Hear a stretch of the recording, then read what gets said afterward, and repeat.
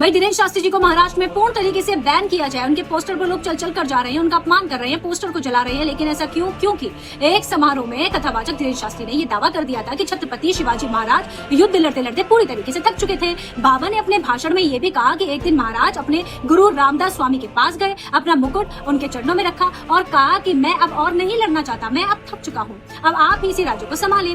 बाबा के इसी दावे को इतिहास में छेड़छाड़ माना जा रहा है, क्योंकि जो शिवाजी महाराज के अनुयायी हैं उनका ये कहना है कि उन्होंने कभी हार नहीं मानी, ना ही वो कभी थके थे।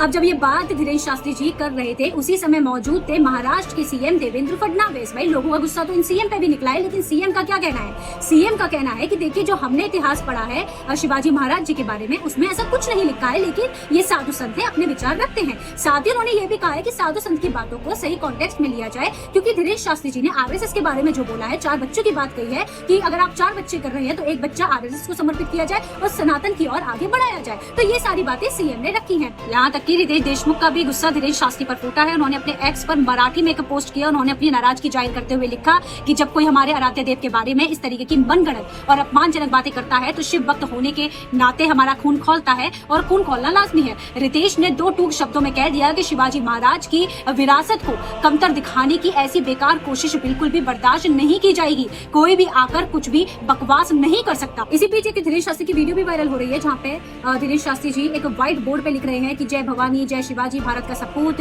हिंदुओं का राजा, इस तरीके की उन्होंने एक बातें लिखी हुई हैं। और धीरेन्द्र शास्त्री ने बढ़ते विवाद को लेकर माफी भी मांगी है। हमारे देश के राजा, हमारे देश के हिंदू हृदय सम्राट, हिंदुओं के सिरमौर, हिंदुओं के चक्रधर सम्राट छत्रपति वीर शिवाजी महाराज संतों को, मठों को, महंतों को, आई तुलजा भवानी को कितना मानते थे। उस भाव को कहने का तरीका हमारी अपनी भाषा में था, जिसको कुछ लोगों ने अनर्थ करके गलत प्रस्तुत किया। किसी को इससे ठेस पहुंचाओ तो हम उसके लिए हृदय से क्षमा प्रार्थी भी। और हम ये भी कहेंगे कि हमारी बात को अनर्गल प्रस्तुत न किया जाए, क्योंकि हम जीते भी शिवाजी के, छत्रपति शिवाजी के लिए है, मरते भी उनके लिए है, हमारा जीवन भी उनके स्वराज्य की स्थापना के लिए। और हम हिंदू राष्ट्र की कल्पना या विचारधारा हमने जो ली है वो उनसे ही ली है, तो हम भला स्वप्न में उनकी कैसे अवमानना कर सकते हैं।